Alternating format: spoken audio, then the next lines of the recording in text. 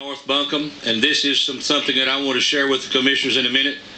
But we're having a public hearing where if we speak within 3 minutes, and where if we don't clap our hands, and where if we don't mention names, we can say what we want to say. That, my friends, is not a public hearing. That's a control meeting orchestrated to keep this from happening. Now, let's go on, Nathan. They stopped clapping because it is an orchestrated meeting, because it's the same kind of meetings you had when you went around at each of the schools. Let's hear what we've heard today. We have heard today that South Buncombe has been the longest zoned place in Buncombe County. Where are more of your adult bookstores at? South Buncombe. Which area of Buncombe County has the worst traffic congestion of any area in Buncombe County? South Buncombe. And in South Buncombe, we had a farm that the neighbors loved, and somebody that owned that farm sold that farm and then turned around and put 70-some houses on it, and then the developer that bought it rezoned it to 300 and some houses, and I think the neighbors were very upset, Miss Peterson. And by the way, that was a zoned area.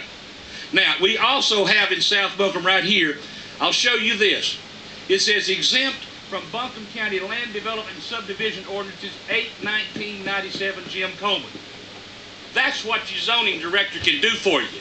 He can say none of the things you're applying applies if the person that's got that land has got the proper connections. And the man that's got that proper connection is the old CTS property, and I'll have this all outside if any of the press want to take the time to look at it. Now, let's have a vote.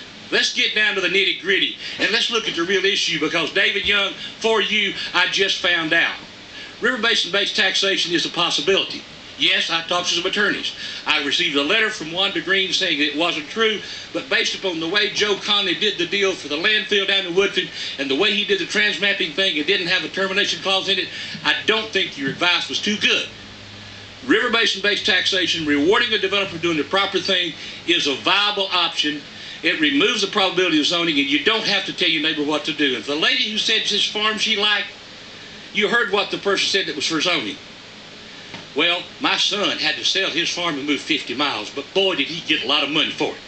That's what's going to happen to your farm up there, ma'am, in Riceville, when the zoning forces that owner to sell it.